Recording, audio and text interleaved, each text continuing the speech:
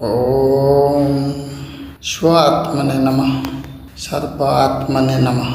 स्वागत है स्व @गीता अध्याय 13 स्व और अनंत चेतना। प्रारंभिक संकेत।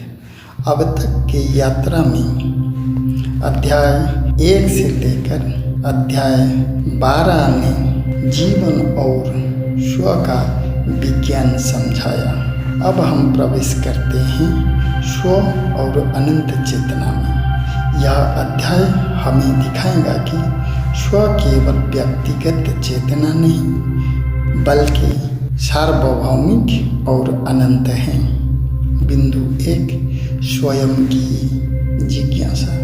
स्वयं उवाच, हे कृष्ण, मैंने अब तक अपने भीतर स्व का अनुभव किया, पर क्या यह केवल मेरी ही चेतना है?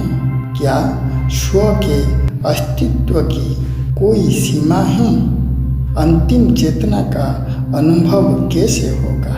यहाँ स्वयं अपनी सीमित चेतना और अनंतता के बीच उलझा है। बिंदु 2, स्व का उत्तर। स्व उवाच, हे साधक, स्व न केवल तेरा व्यक्तिगत अनुभव है बल्कि अनंत चेतना का साक्षात्कार भी है। साधक, जो तुझे भीतर स्थिर और शांत दिखाता है वह वही चेतना है जो पूरे ब्रह्मांड में व्याप्त है।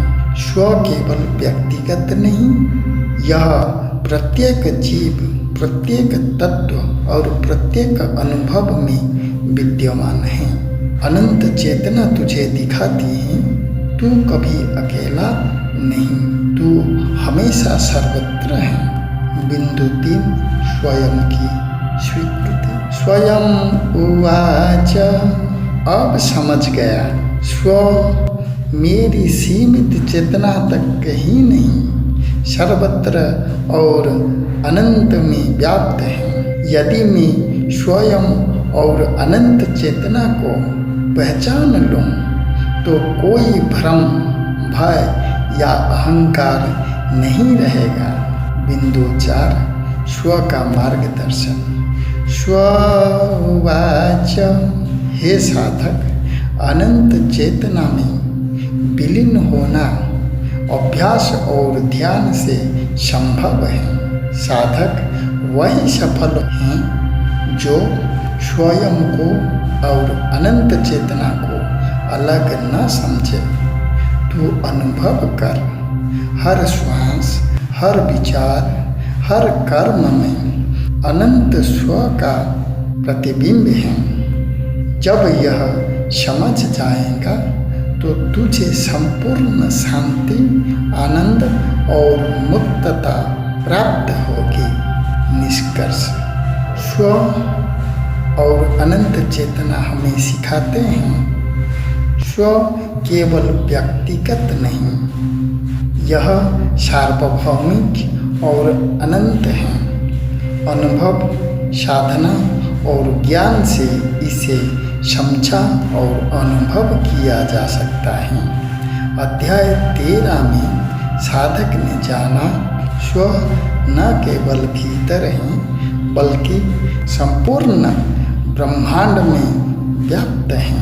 अब आगे के अध्यायों में स्व और परम आनंद हमें यह बताएगा कि स्व का अंतिम अनुभव केवल शांति ही नहीं बल्कि अनंत आनंद है। जुड़े रहने के लिए धन्यवाद।